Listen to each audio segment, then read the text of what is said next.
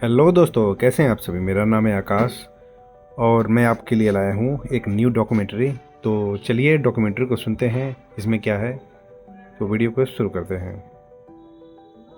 Japan के पहाड़ों में ना एक ऐसी जगह छिपी हुई है जो पहली नजर में तो आपको बिल्कुल एक आम गांव जैसी लगेगी, पर अगर थोड़ा गौर से देखेंगे तो समझ आएगा कि यहाँ कुछ कुछ तो बहुत ही अलग है। चलिए आज बात करते हैं नागोरो गांव और उसके खामोश निगहबानों की।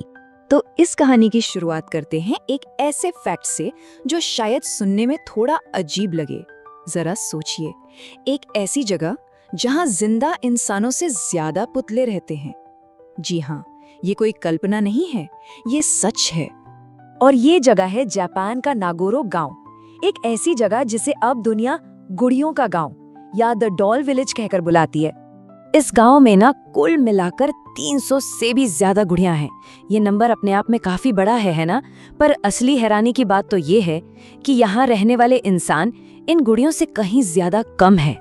और ऐसा नहीं है कि ये गुड़ियां बस कहीं कोने में सजाकर रखी हुई हैं। बिल्कुल नहीं, ये तो गांव की सड़कों पर, घरों के अंदर, यहाँ तक कि खेतों में, यानी हर तरफ रोजमर्रा की जिंदगी का एक हिस्सा बन चुकी हैं। मतलब ये हर जगह मिल जाएंगी। कोई बस स्टॉप पर शांति से बस का इंतजार कर रही है, तो कोई स्कूल की खाली पड़ी क्लासरूम में बैठी है, कुछ तो खेतों में काम करते हुए भी दिख जाएंगी। और सबसे अजीब बात, हर गुड़िया ठीक उसी जगह पर है जहां कभी कोई असली इंसान हुआ करता था। तो ये सब देखकर दिमाग में एक ही सवाल आता है ना, कि आखिर इन गुड़ियों को बनाया ही क्यों गया?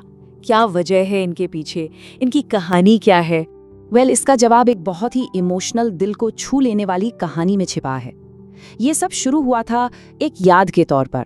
कहानी कुछ ऐसी है कि गांव की ही एक औरत ने उन लोगों की याद में इन गुड़ियों को बनाना शुरू किया जो या तो इस दुनिया में नहीं रहे या फिर गांव छोड़कर कहीं और चले गए थे। सोचिए, हर एक गुड़िया एक खोए हुए इंसान की निशानी है, उसकी जगह लेती है। और शायद इसी वजह से नागोरो का पूरा एटमॉस्फेयर, पूरा माहौल ही एकदम अलग है। इन गुड़ियों को लोग वहाँ के खामोश निगहबान या साइलेंट सेंटिनल्स कहते हैं। मानो ये चुपचाप हर पल पूरे गांव पर नजर रख रही हों।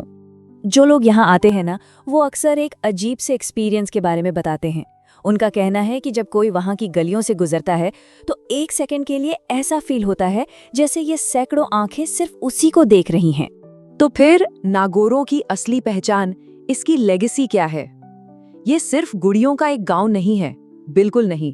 ये कहानी है यादों की, अकेलेपन की, और उस अकेलेपन से पैदा हुए खालीपन को भरने की एक बहुत ही खूबसूरत पर अजीब कोशिश की।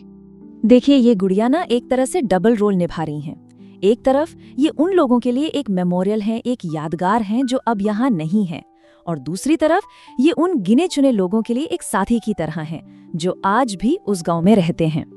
तो आखिर में सवाल बस यही बच जाता है, क्या ये गुड़ियां सिर्फ बीती हुई यादें हैं या फिर इस गांव के नए रेजिडेंट, नए निवासी? ये एक ऐसा सवाल है जिसकी गूंज शायद हमेशा नागोरो की उन खामोश गलियों में सुनाई देती रहेगी।